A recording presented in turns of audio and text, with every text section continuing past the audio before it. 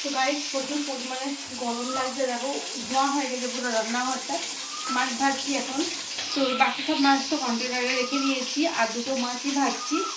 হচ্ছে গিয়ে দুটো পেটি সাইজ ভাজছি আর একটা মাথা, মাছের মাথা।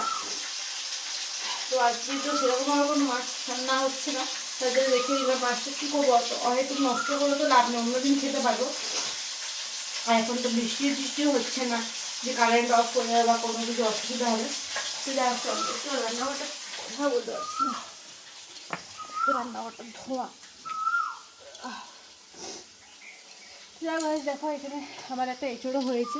একদিন ভাবছি যে এঁচড় চিংড়ি করব, তো লাস্ট একদিন এঁচড় চিংড়িটা একটু আমাদের বাঁকুড়া থেকেই নিয়ে আসবো। আমাদের এখানে সেরকম বড় চিংড়ি পাওয়া যায় না, তো এঁচড় দিয়ে চিংড়ি কিন্তু খেতে খুব ভালো লাগে। এটা একটা বিশাল ফেমাস বাঙালিদের রেসিপির মধ্যে পড়ে এঁচড় চিংড়ি।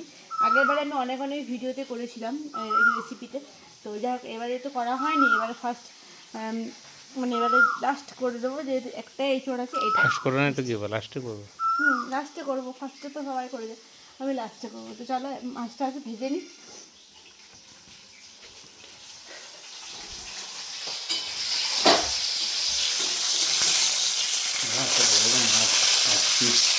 পিসটা প্রচুর বড় বড়, পেটিটা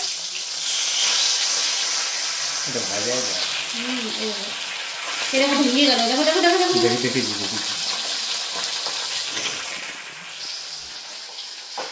মাছটা ভালো আছে, মাছটা খুব ভালো আছে, দেখেই তো নিলাম। প্রায় 950 1 কিলোর মতন মাছ, তার জন্য তুমি তো 1.5 কিলো লাও না, তুমি দিয়েছো কম, মানে 1 কিলো 1 কিলোর মাছটা আমি 550 নিয়েছি।